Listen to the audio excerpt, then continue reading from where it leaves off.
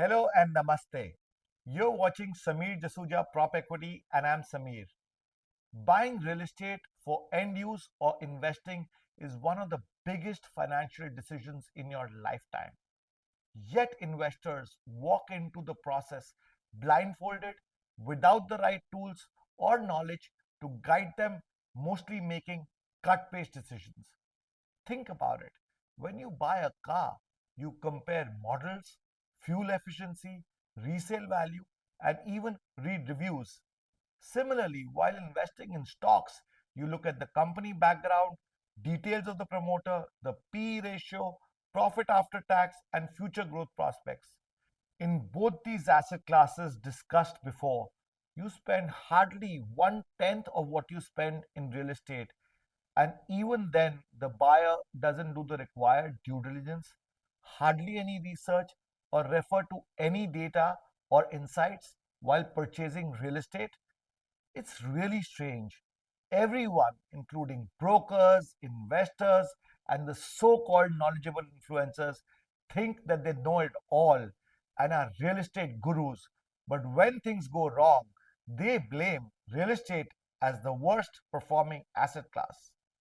Correct information, data, analytics, and insights are critical in making smart choices today.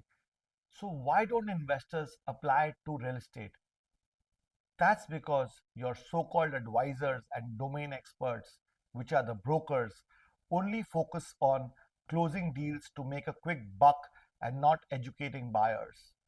Unfortunately, they themselves don't have the education, especially because there is no qualification required to becoming a broker, which leaves you, the buyer, vulnerable to making colossal mistakes.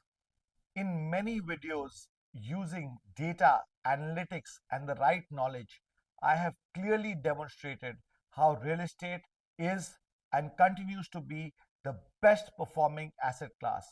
In my last video, I even demonstrated how I made higher returns than the best investment god of stock markets, Mr. Warren Buffett.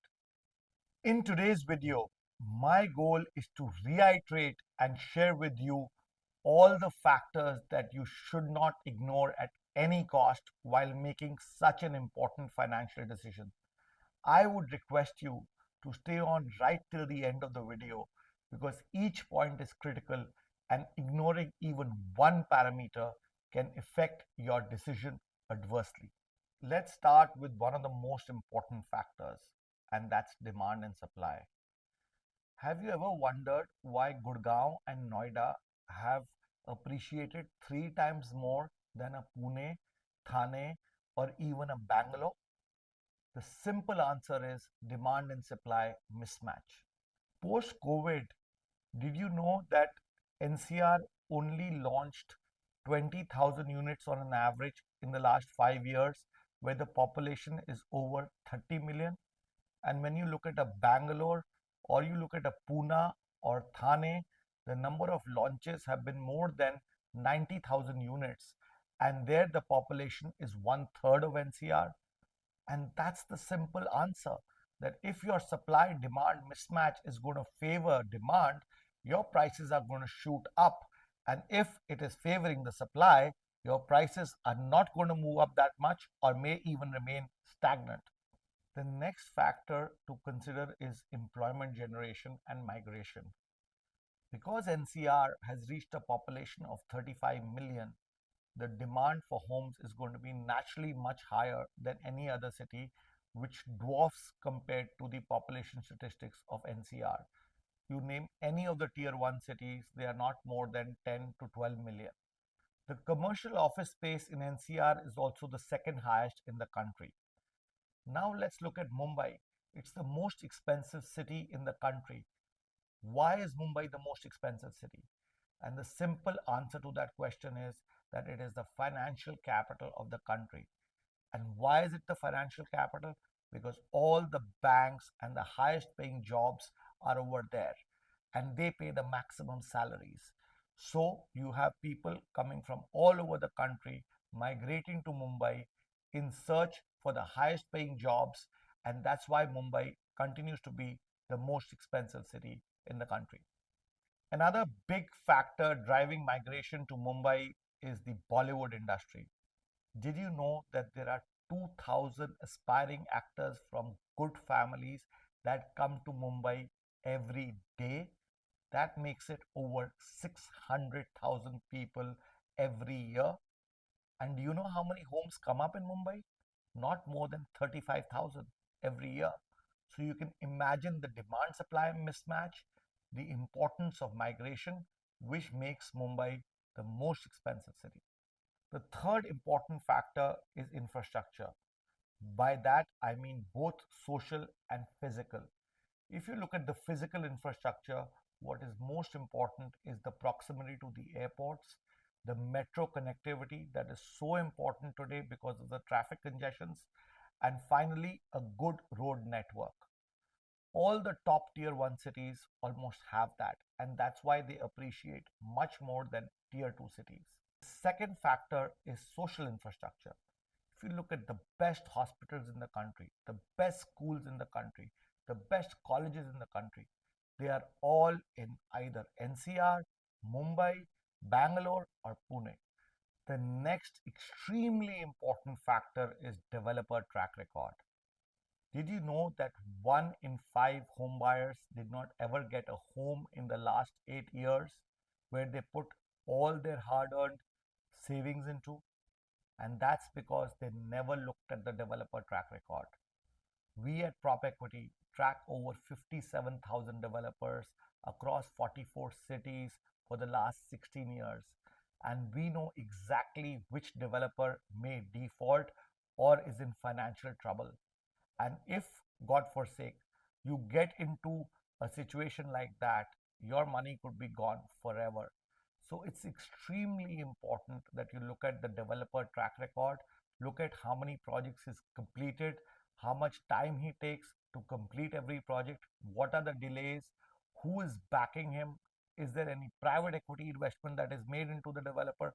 All these factors need to be looked at before you make that big final decision. A decade ago, this kind of information, data, and insights were just not available. And that's why a lot of buyers and investors fell into a deep hole where they could not get their project and lost their lifetime savings. Today, fortunately, through us, which is propequity.in, which tracks over 1.7 lakh projects across 44 cities on a month on month basis, can deliver this data to you, can deliver these insights to you so that you don't make the same mistakes that the people previously made.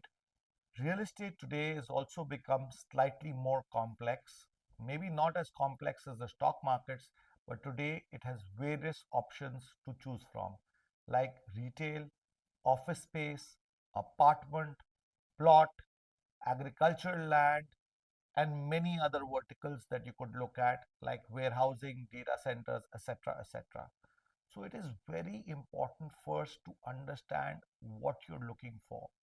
Are you looking for just price appreciation? Are you looking for regular cash flows to generate for your day to day living? Are you looking for passive income, or are you looking for a combination? You must answer this question to yourself and stick to it, because in today's world you're going to get many opportunities through friends, families, brokers who will always keep on telling you that there is one exciting opportunity that has come and you cannot afford to miss it, and that can completely distract you from your main focus as to why you're buying the property. Next and most important point: real estate is the only asset class that provides you leverage in form of a home loan. And I have demonstrated that in many videos done previously, how I have beaten the stock markets, how I've made thousands of percents of price appreciation in my real estate investments because I took home loans in each and every one of them. So my equity, which was my investment, was only 15 to 20%, but my returns were on 100%. And the loan that I got was only at 7%, where properties typically appreciated at 15 to 20% on a year-on-year basis. And the compounding magic that works on that differential, which is say 15% of appreciation minus 7% of the EMI that you pay, is just magical. And it converts your returns from 20s to hundreds in terms of real price appreciation. There are two more cherries on the cake when you make a real estate investment compared to any other asset class, and on that, when you take a home loan. One is that you get an income tax relief for a continuous period of 10 to 15 years, and that is small but still very significant if you add it up. The second big cherry is the rental that you start generating on the property when that gets completed. That rental in itself over a period of 5 to 6 years starts paying for the entire EMI in itself. And that's when you start making those extra alpha returns. And that's when your returns, which everybody says in real estate is only 5 to 10%, actually start becoming 20 to 25% on an annualized basis.